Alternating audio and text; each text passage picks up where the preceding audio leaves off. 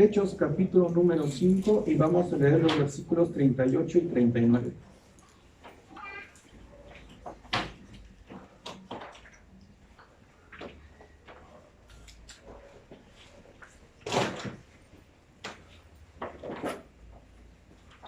Muy bien, nos ubicamos en el verso 38 y me siguen con sus listas, por favor. Vamos a leer estos dos versículos. Verso 38. Y ahora os digo, apartaos de estos hombres y dejadlos, porque si este consejo o esta obra es de los hombres, se desvanecerá. Mas si es de Dios, no lo podréis destruir. No seáis tal vez hallados luchando contra Dios. Señor, queremos pedirte en esta mañana que seas tú quien guíe este tiempo de la enseñanza, de la predicación de tu palabra. Pido, Señor, que tú seas, que traiga claridad y traiga convicción a los corazones que escucharán tu mensaje. Abre el entendimiento de ellos, ayúdales a aprovechar este tiempo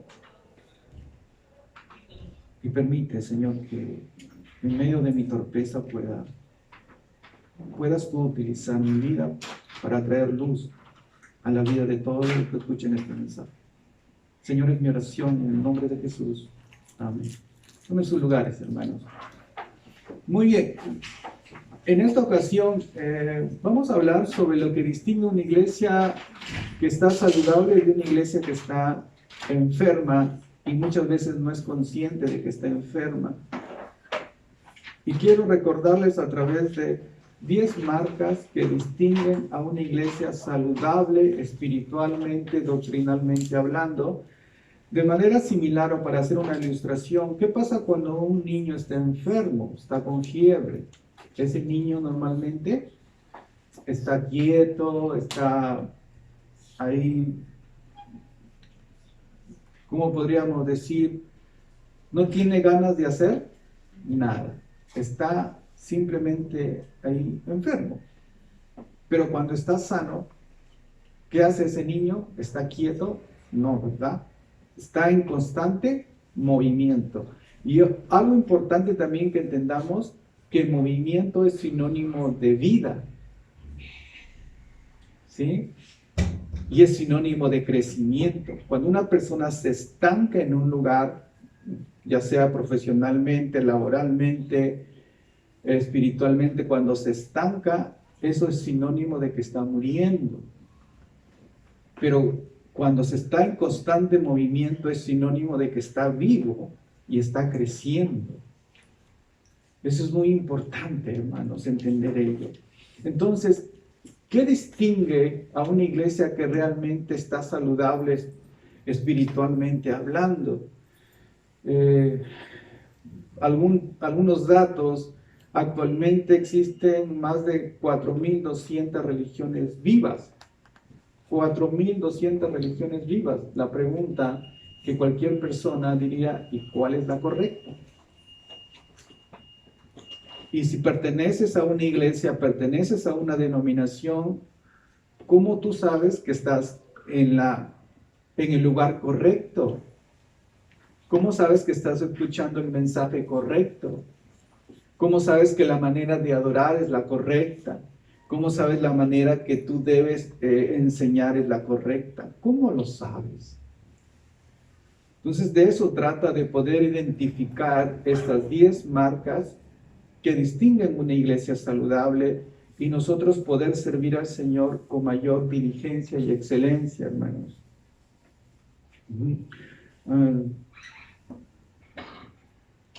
¿Cómo nosotros podemos desarrollar iglesias saludables en medio de este caos del siglo XXI? ¿Cómo? Siglo XXI, cada día el caos es mayor, las tinieblas es mayor, el desorden es mayor. Y las personas, en vez de ordenarse, se desordenan más. Las personas, en vez de volverse más diligentes, activas, se vuelven más dormilonas y más perezosas, más flojas. Porque mientras menos hacen, más pereza, más floja. Y eso, la flojera y la pereza es sinónimo de mediocridad. Todos quieren la corona, pero no quieren pagar el precio para obtenerla. Todos quieren, por ejemplo, que sus hogares, sus matrimonios, por lo menos en la gracia de Dios, sea un matrimonio saludable, pero no quieren pagar el precio. Él no quiere aprender, él no quiere liderar y ella no quiere dejarse liderar. Así de sencillo. Yo voy a cambiar cuando tú cambies. Y eso es arriba en el orden de autoridad. Ahora el hijo mira al padre, mira a la madre, y solamente es una réplica de la maldad. Se va replicando el desorden, se va replicando la maldad, se va replicando la pereza.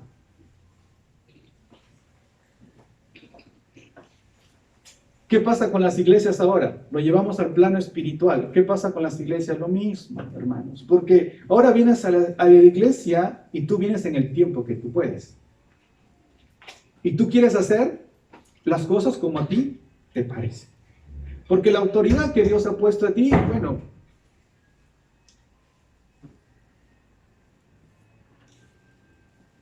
y la iglesia se va desordenando más y se va enfermando y se va alejando más de los estándares bíblicos. Entonces, para empezar esta serie de las 10 marcas de una iglesia saludable, quiero tocar un punto. Son 10 puntos, 10 marcas que nosotros podemos entender a una iglesia saludable. La primera de ellas es que una iglesia saludable, para que esa iglesia sea saludable, tiene que tener una predicación expositiva. Ahora, ¿qué cosa es una predicación expositiva? Miren, antes de pasar a ver qué es la predicación expositiva, le menciono lo siguiente. Si bien pecamos y hemos sido llamados a este mundo individualmente, como cristianos somos llamados a reunirnos en una iglesia local. A ver, parafraseando. Todo cristiano en su sano juicio y que realmente ha entendido las doctrinas o el evangelio básico, ¿sí? Todo cristiano que ha entendido el evangelio básico entiende que debe reunirse en una iglesia local. Entiende que debe no solamente reunirse, sino comprometerse en esa iglesia local. Entiende que debe participar y apoyar el avance de esa iglesia local. Y son doctrinas básicas. Pero si lo básico no es entendible, si lo básico no tienes convicción en tu corazón, si en lo básico no lo pones en práctica, ¿qué vamos a esperar de las doctrinas mucho más complejas?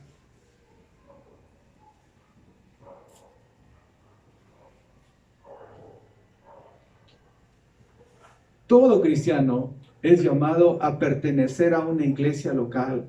Ahora, hermanos, la iglesia local donde tú pertenezcas, obviamente es Dios. Si tú te dejas guiar por Él, te está llevando a esa iglesia local. Sea pequeñita, sea mediana o sea grande, pero si Dios te llevó a ese lugar, ahí es tu lugar. Pero debes estar ahí. Básicamente, esencialmente. Cristianismo básico. Pero eso dice el Señor, ¿y qué hacen los cristianos?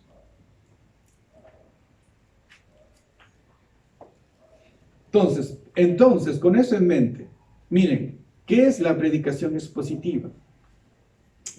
Antes de ello, hemos leído este pasaje donde está el apóstol Pedro y el apóstol Juan, son perseguidos. ¿Por qué son perseguidos? La iglesia está naciente, está creciendo, ellos están predicando el evangelio y simplemente ellos enseñaban de acuerdo a lo que Cristo les había instruido, pero los fariseos de ese entonces, que eran la ley, estaban molestos con ellos al punto que querían matarlo. Entonces los encierran, un ángel los libera y el ángel dice, vayan y sigan predicando. Nuevamente se enteran, van a traerlo de la cárcel, no lo encuentran, y le dicen, esos hombres que has encerrado ayer en la noche están predicando en el templo. Lo mandan a llamar y le dicen, ¿por qué ustedes siguen predicando lo que les han dicho que no lo hagan? Entonces ellos les dicen, ustedes analicen si es necesario obedecer a Dios, obedecer a los hombres, pero nosotros vamos a obedecer a Dios antes que a los hombres. Luego de esto sigue avanzando. Dice en el 34, entonces levantándose en el concilio un fariseo llamado Gamaliel, doctor de la ley, venerado de todo el pueblo, mandó que sacasen fuera por un momento a los apóstoles. Y miren, este personaje Gamaliel era una persona muy respetada en ese entonces, en su contexto, y los fariseos querían coger a Pedro y a Juan y matarlos porque estaban predicando de Cristo. Entonces Gamaliel les dice, un momento, antes de tomar esa decisión, salgan todos y vamos a conversar. Y ahí les presenta dos, dice, miren, 36, después, antes de estos días, se levantó Teudas diciendo que era alguien. A este se unió un número como de 400 hombres, pero él fue muerto y todos los que le obedecían fueron dispersados y reducidos a la nada. ¿Qué dice Gamaliel? Gamaliel simplemente les dice lo siguiente. Miren, esperen un momento. Hace tiempo se levantó un personaje llamado Teudas, tenía como 400 seguidores, él murió y todos se dispersaron. Después de esto se levantó un Judas, un Galileo, lo mismo. Se levantó con cierta cantidad de seguidores, murió su líder y se dispersaron. Y acá vienen los versículos que hemos leído. Y ahora os digo, apartaos de estos hombres y dejadlos, porque si este consejo o esta obra es de los hombres, se desvanecerá. Mas si es de Dios, no la podréis destruir, no seáis tal vez hallados luchando contra Dios. ¿Qué les quiere decir? Simplemente, miren, déjenlos a estos hombres. Si esta obra es de Dios, va a permanecer, pero si no es de Dios, simplemente se va a desvanecer. Nosotros, ¿cómo lo aplicamos ahora para nuestro contexto del siglo XXI? Pues Dios sigue levantando iglesias. Hay iglesias que tienen muchos años, hay iglesias que recién están empezando, y la pregunta siempre surge, ¿no? Señor, ¿es tu obra? Bueno, si es la obra de Dios, permanecerá, pero si no, se va a desvanecer. Y eso es que nosotros debemos entender. Si Dios no edifica la casa en vano, trabajan los constructores, dice. Tú puedes esforzarte, trabajar diligentemente, pero si Dios no bendice la obra de tus manos, en vano trabajas. Todo lo que tú puedes hacer en muchos años se puede diluir en muy poco tiempo. Por eso es importante que tú aprendas a honrar a Dios con tus bienes. Con tus bienes, hónralo. Sean poquísimos o sean muchos, pero hónralos. Y Dios te va a honrar. Entonces, en esa obra, en esa iglesia local, vamos a ver ahora lo que es esta primera marca. Una de las características de una iglesia saludable es que tiene una predicación expositiva, hermanos. Expositiva. Miren, ¿qué es la predicación expositiva? Es la explicación y aplicación correspondiente de una porción de las Escrituras. Y para ello, quiero por favor que me acompañe al libro de Nehemías. Vaya a Nehemías, por favor.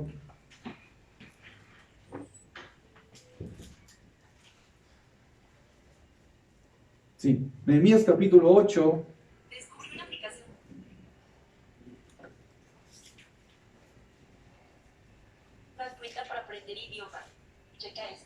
Miren hermanos. Miren lo que dice el libro de Esdras en el capítulo 8 del versículo 1 en adelante. Vamos a leerlo hasta el verso 8. Miren, síganme con sus vistas, por favor.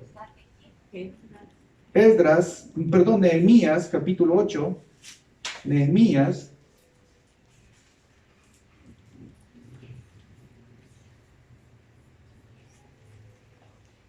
capítulo 8.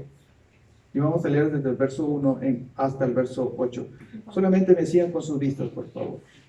Verso 1. Y se juntó todo el pueblo como un solo hombre en la plaza que estaba delante de la puerta de las aguas, y dijeron a Esdras el escriba que trajese el libro de la ley de Moisés, la cual Jehová había dado a Israel. Y el sacerdote Esdras trajo la ley delante de la congregación, así de hombres como de mujeres, y miren, y de todos los que podían entender, el primer día del mes séptimo. Y leyó en el libro delante de la plaza que está delante de la puerta de las aguas, desde el alba hasta el mediodía, en presencia de hombres y mujeres y de todos los que podían entender, y los oídos de todo el pueblo estaban atentos al libro de la ley. Y el escriba Esdras estaba sobre un púlpito de madera que había hecho para ello, y junto a él estaban Matatías, Semanías, Urías, Hilcías, Maasías a su mano derecha, y a su mano izquierda Pedaías, Misael, Malquías, Azum, Asbadana, Zacarías y Mesulán. Abrió pues Esdras el libro a ojos de todo el pueblo, porque estaba más alto que todo el pueblo, y cuando lo abrió, todo el pueblo estuvo atento. Bendijo entonces Esdras a Jehová, Dios grande, y todo el pueblo respondió, amén y amén, alzando sus manos, y se humillaron y adoraron a Jehová inclinados a tierra. Y los levitas, Jeúa, Bani, Serebeías, Jamín, Acub, Sebatía, Odías, Masías, Kelita, Azarías, Sabet, Anán y Pelaía, hacían entender al pueblo la ley, y el pueblo estaba atento en su lugar. Verso 8. Y leían en el libro de la ley de Dios claramente, y ponían el sentido de modo que entendiesen la lectura. Ahí nos detenemos. Acá está el escriba Esdras exponiendo la ley de Dios. Miren, detalles de esta narración para ver lo que es la predicación expositiva. ¿Cuáles son los detalles? ¿Quiénes estaban escuchando al sacerdote, al escriba Esdras? El pueblo, hombres y mujeres, ¿y quién más? Y todos los que podían entender. Eso quiere decir ¿qué cosa? Que cuando un niño ya tiene la capacidad de entender, debe estar escuchando. Porque hay edades donde ese niño no puede estar quieto, necesita tener un espacio para que lo puedan atender, para que el pueblo de Dios escuche el mensaje claramente y se aproveche de ese mensaje. ¿Qué más? Dice que Esdras leía desde el alba ¿hasta cuándo? Hasta el mediodía. ¿Cuándo empieza el alba? ¿A qué horas? A las 6 de la mañana hasta el mediodía. 6 horas. Ahora, si el pastor se demora una hora, lo quieren linchar. Y si no lo linchan, todos están dormidos. Y si no se duermen, se salen. Pero no puedes soportar quedarte a escuchar la palabra del Creador del universo, al que dices amar, al que dices que le debes toda tu vida, tu familia, tu trabajo, y es cierto porque todo procede de Él y es gracias a Él. A ese Dios no puedes soportar sentarte y escuchar su palabra por 60 minutos porque es aburrido, porque no tienes tiempo, porque hay mejores cosas que hacer. Y así tú, la semana, hipócritamente, te llenas los labios o la mente de decir que Dios es primero y le debes todo cuando no es cierto en tu día a día, en tu práctica.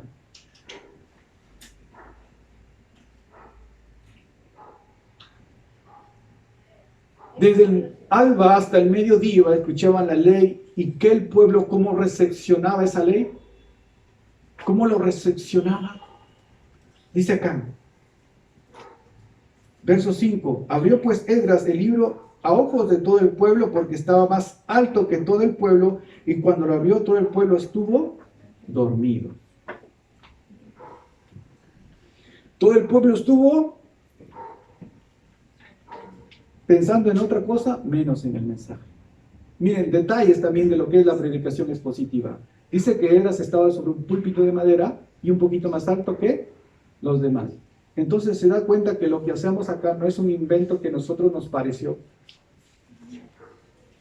¿Por qué la persona que está exponiendo debe estar un poquito más alto? Por eso el púlpito siempre es un poquito más alto. Un poco, nada más, no tampoco demasiado alto.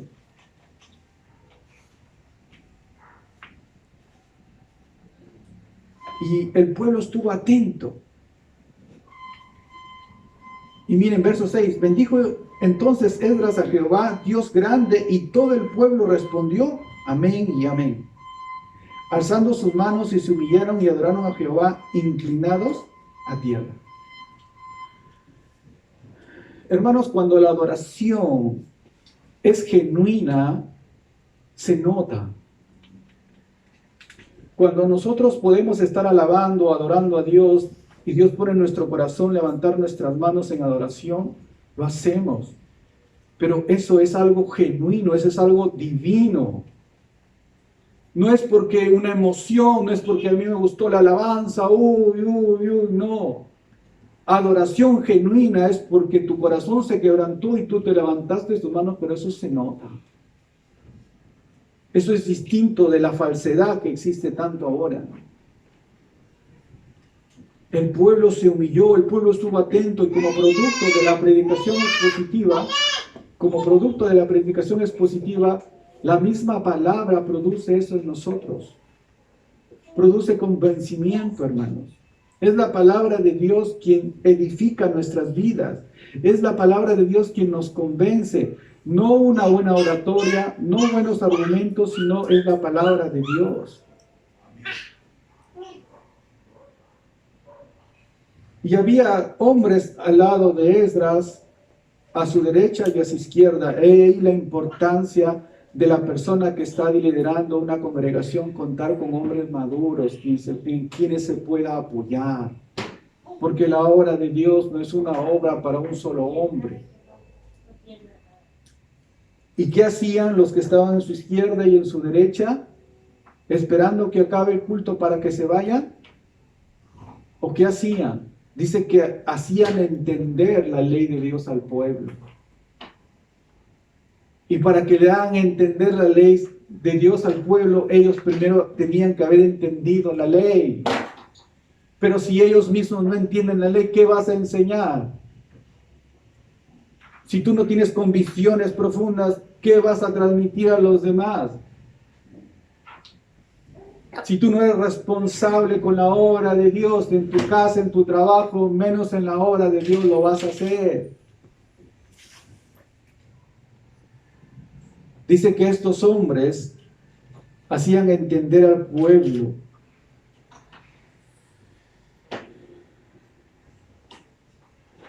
Y el verso 8, miren, que define lo que es la predicación expositiva. Y leían en el libro de la ley de Dios claramente y ponían el sentido de modo que entendiesen la lectura.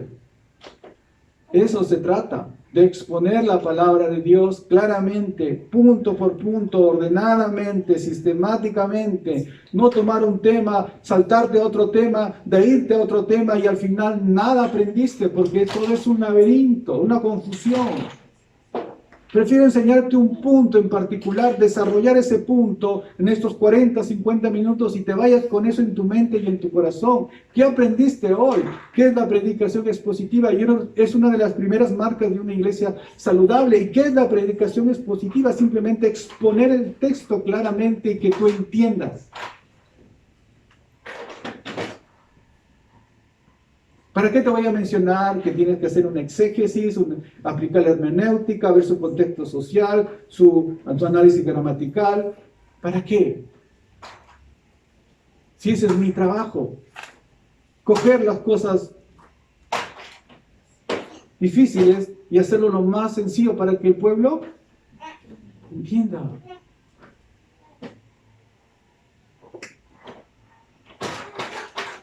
Ahora existen tipos de predicación, ¿no? Hay predicaciones temáticas, puede ser para jóvenes, noviazgo, matrimonio, crianza, predicaciones temáticas. Hay predicaciones biográficas, también coges un personaje en la Biblia en particular y desarrollas, por ejemplo, Moisés, la vida de Abraham, cómo fue su preparación, la preparación de Job. Son predicaciones biográficas. Y también hay predicaciones evangelísticas, donde el énfasis es o sea, es llamarte a ti al arrepentimiento. Netamente, o sea, te enfocas en puntos en particular y expones eso. En realidad, todo el mensaje bíblico, toda una predicación bíblica, una predicación expositiva, tiene a Cristo como centro. Y al final, siempre te va a llevar a que el hombre sea llamado a los pies de Cristo. En otras palabras, toda la autoridad del predicador expositivo comienza y termina con la Escritura. ¿Sí? Cuando alguien va a predicar expositivamente, empieza con la Escritura, se mantiene en la Escritura y termina en la Escritura. Eso es, hermanos. Difícil de procesar porque ahora, en esta generación donde todo queremos rápido y lo queremos sin el menor esfuerzo posible, necesitamos que nuestras necesidades sean satisfechas lo más pronto posible y sin el menor esfuerzo. Mientras menos esfuerzo, mucho mejor. Mientras más rápido, mucho mejor. Entonces, como no les cuesta nada, no lo suelen valorar. Ejemplos. Un hijo es educado por su papá, por sus padres, y le dan una educación buena. Bueno, ese hijo valora su educación. Pero ¿quién valorará más? ¿Ese hijo al cual se le dio esa educación, sus padres le pagaron toda la universidad? Al otro hijo que sus padres no pudieron darle educación, comenzó a trabajar, se educó, trabajaba y estudiaba, trabajaba y estudiaba durante 5 o 6 años, y cuando tiene su título, ¿quién lo va a valorar más? ¿A quién le costó más llegar a esos 6 años y obtener ese cartón? ¿A quién le costó más? Al que le costó más lo va a valorar más. Lo que no cuesta nada no vale nada. Y seguir a Cristo te va a costar todo. Servir a Cristo diligentemente te va a costar. Madurar espiritualmente te va a costar. Aprender las doctrinas de Dios te va a costar. Vas a tener que esforzarte.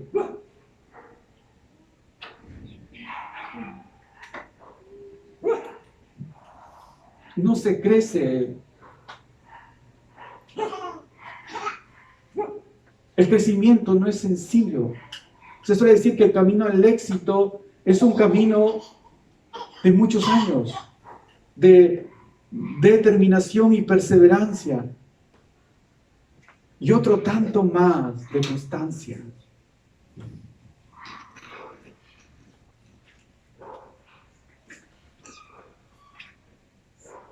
Ahora, Dios a quién ha delegado el enseñar a su pueblo.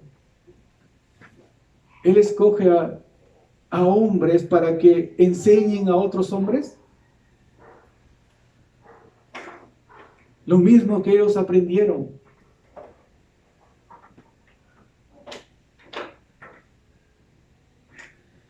¿Qué más, hermanos? Una predicación expositiva produce una iglesia saludable, y es una iglesia saludable donde el nombre de Dios es glorificado.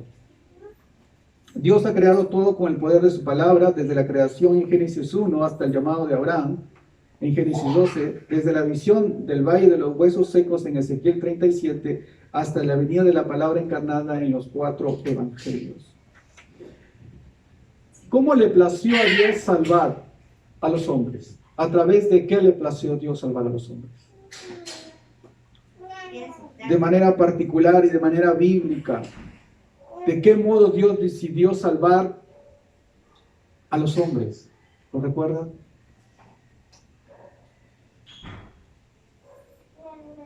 Primera de Corintios 1:21.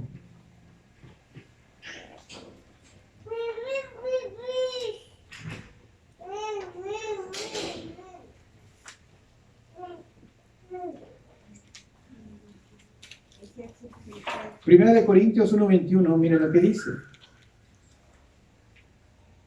Pues ya que en la sabiduría de Dios, el mundo no conoció a Dios mediante la sabiduría, agradó a Dios salvar a los creyentes por la locura de la predicación. Entonces, hermanos, ¿a través de qué medio Dios salva a los hombres? Por excelencia, a través de la locura, de la predicación, de la palabra de Dios. Miren, es decir, a través de la predicación expositiva. ¿Por qué? Porque para la persona que no entiende el Evangelio es locura. Porque para la persona que no tiene o no mora el Espíritu Santo dentro de su ser, levantarse temprano en estos tiempos de frío para venir a la iglesia, ¿qué cosa es? Una pérdida de tiempo.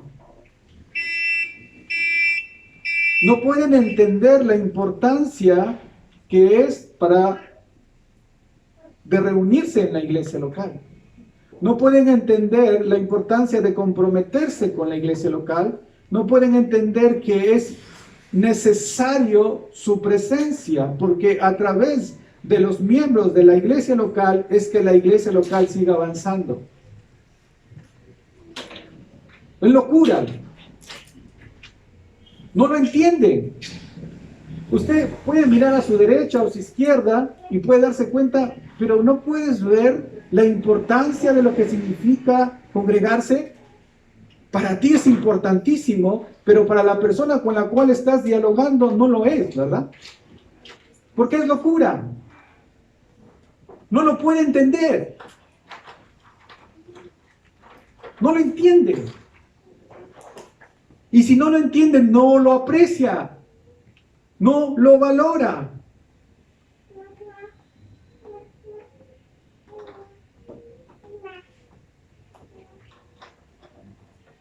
Mediante la locura de la predicación de la palabra de Dios. Y qué bonito es, ¿verdad? Cuando alguien sale al frente, un maestro o quien quiera que sea, sale atrás, que Dios ha llamado a ese hombre o a esa mujer para poder enseñar la palabra de Dios, cuando te lo expone claramente y entendiblemente. Es hermoso, ¿no?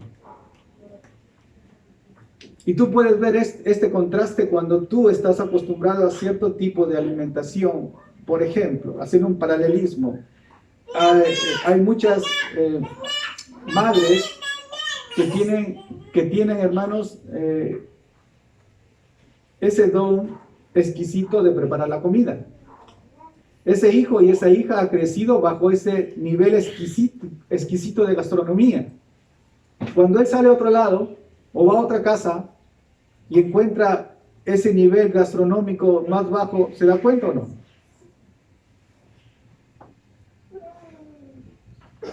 Lo mismo pasa, y mucho más sublime obviamente, en el plano espiritual.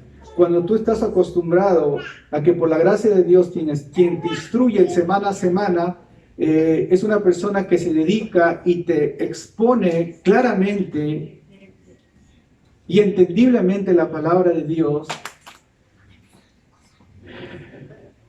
Y cuando tú vas a otro lugar y visitas a otras personas y no sucede lo mismo, también ves la diferencia.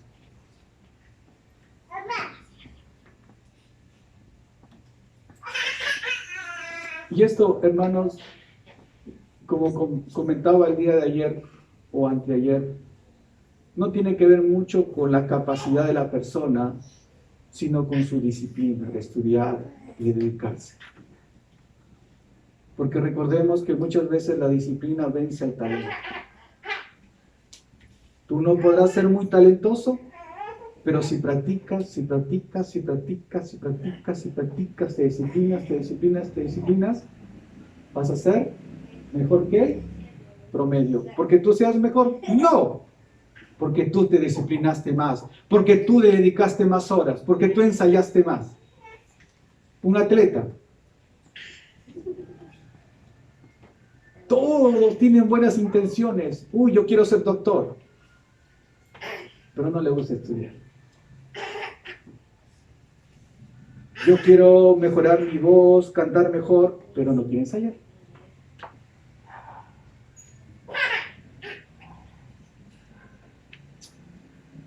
Miren, La predicación expositiva usualmente es el manantial de crecimiento de una iglesia. La iglesia tiene su responsabilidad, como los maestros y los líderes también tienen su propia responsabilidad. Mientras usted cumpla con su responsabilidad delante de Dios, está bien. Mientras las personas que están del otro lado, que los instruyen, cumplan con su responsabilidad, está bien. Pero ¿qué pasa cuando de este lado cumplen su responsabilidad y del otro lado no lo cumplen? Tanto la influencia de los líderes o los pastores es limitada, igualmente, ¿qué pasa cuando la iglesia sí cumple con sus responsabilidades, pero el que está delante no lo cumple? Hasta cierto punto también llega. En cuanto a la predicación expositiva, y miren lo que menciona Nehemías, dice que expuso la ley desde el alba hasta el mediodía. En el siglo XVI hubo un grupo llamado los puritanos, siglo XVI-XVII. Ellos, normalmente sus predicaciones o sus servicios duraban 2 a 3 horas. Y se le preguntó a un puritano, ¿y en qué momento daban lugar a la adoración? O sea, a los cantos, a las alabanzas. Y este personaje le respondió, la palabra también es adoración. Estamos adorando a través de la palabra. 2, 3 horas, hermanos, escuchando el mensaje. En los tiempos de Nehemías, de Esdras, 6 horas. ¿Y cuál fue el resultado? Que esa gente entendía claramente y se humillaban delante de Dios.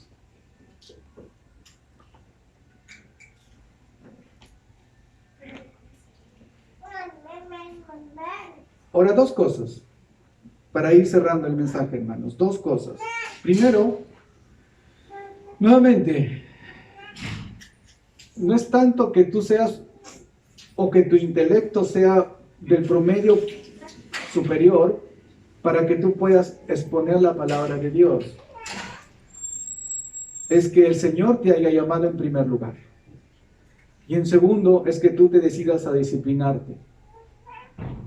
En otras palabras, la congregación debe orar por sus pastores. ¿Para qué? Para que se comprometan al estudio riguroso, urgente y cuidadoso de las Escrituras, lo aplica a su vida y lo enseña a la iglesia. Ese es el llamado de la iglesia, orar por sus maestros, por sus pastores, para que ellos se dediquen al estudio exhaustivo de la palabra de Dios, lo apliquen a su vida y lo enseñen. ¿Ve el orden?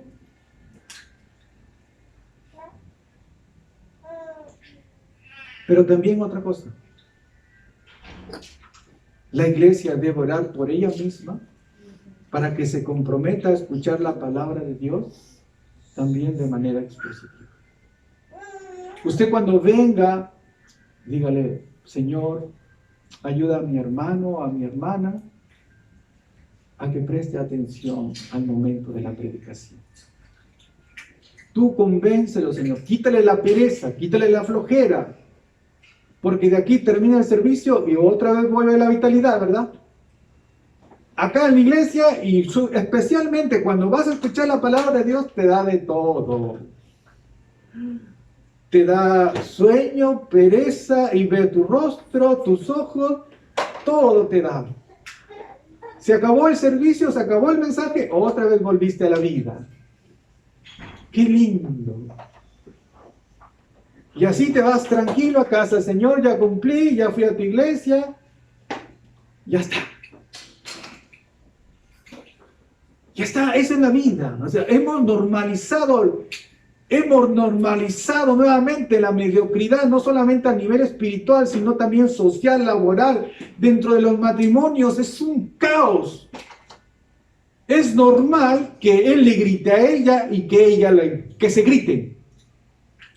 Es normal que el hijo desobedezca al padre. Es normal ahora. Normalizamos la maldad. Y lo mismo hicimos en la iglesia, ¿acaso? Es que así somos, pues.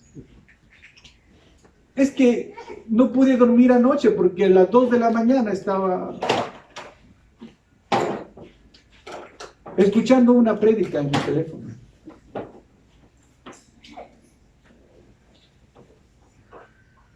¿Cómo no vas a venir cansado y de sueño si te acostaste a las 2, 3 de la mañana? Y justamente el día sábado. Entonces acá vienes a descansar. Y es normal. Es normal. Tú te vas tranquilo delante de Dios, supuestamente, te vas tranquilo, nada te afecta a ti.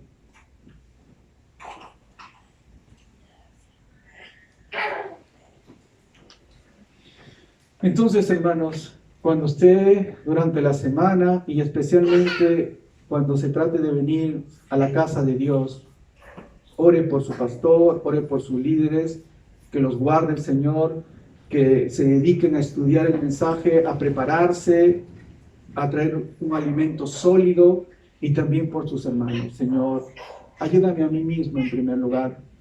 Quítame esta oscuridad. Quítamelo. Y a mi hermano también, porque venimos a tu casa y es lo único, real y auténtico que realmente llena nuestras vidas es Dios, hermanos. Es Dios que le da sentido a nuestras vidas, propósito, significado a través de Cristo. Hagamos lo que hagamos, pero es Cristo quien realmente le da sentido a nuestras vidas. Y para ir finalizando, en cuanto a la palabra de Dios, que a Dios le plazó salvar al hombre a través de la predicación de la locura de su palabra, la pregunta es, ¿cuánto usted estima la palabra de Dios? ¿Cuánto le estima? ¿Tanto le estima que usted se pone a orar justamente cuando lo está escuchando? Cierra sus ojos y inclina su cabeza y se pone a orar. A ese nivel lo estima, ¿verdad? Porque no está durmiendo, está orando. Porque sus ojos no están somnolientos, sino que usted está compungido su corazón. Porque usted ve, dice, está predicándose la palabra de Dios, voy a tratar de evitar toda distracción posible, y yo sabiamente quito esas distracciones sin que me lo diga nadie, porque el Espíritu Santo dice, mira, si tú no puedes escuchar, deja que los demás escuchen. Evita toda distracción. Porque estimo la palabra de Dios, porque hago las cosas que debo hacer. Porque yo estoy esperando, Señor, yo he leído la palabra, lo leo lunes, martes, miércoles, jueves, tengo mis devocionales, pero ahora especialmente me reúno como iglesia local, como congregación, como el calor del rebaño, el pastor, Señor, ayúdalo, que se dedique, que dale fuerzas para que estudie, porque hermano, no nace voluntariamente o naturalmente a que tú te pongas a estudiar la Biblia. No nace voluntariamente, no es que porque tú despertaste, uy, tengo ánimos de leer la Biblia, tengo ánimos de orar, tengo ánimos de venir a la iglesia. ¿Quién te ha enseñado eso? No se trata de cómo te levantaste, cómo te sientes o cómo te parece, se trata de obedecer a la palabra de Dios. Entonces, nuevamente, ¿en cuánto estima tiene la palabra de Dios para usted? ¿Cuán precioso es este libro para usted?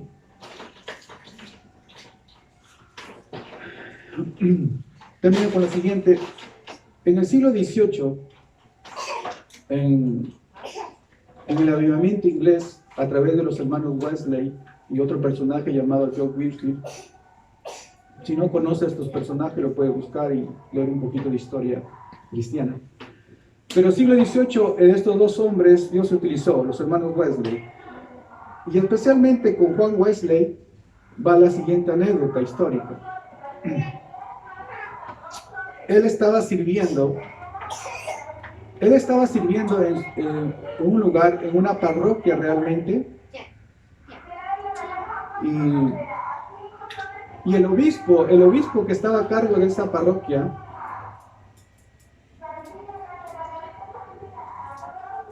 le dijo lo siguiente a Juan Wesley, porque Juan Wesley comenzó a predicar de una manera poco ortodoxa de ese entonces.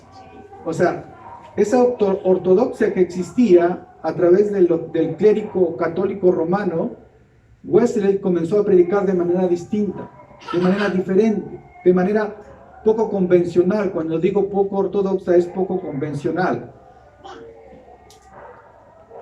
¿Cuál fue el resultado? Que simplemente el obispo de su parroquia le dijo lo siguiente a Juan: tú eres un farsante, vete de mi parroquia. Wesley se quedó sin lugar donde predicar, donde enseñar. La respuesta de Wesley le respondió con mucha calma y le dijo: mi deber en este mundo es hacer todo el bien posible y llevar las almas a Cristo. Soy ministro de la Iglesia Universal. El mundo es mi parroquia. Debo obedecer a Cristo antes que a los demás. ¿Sí?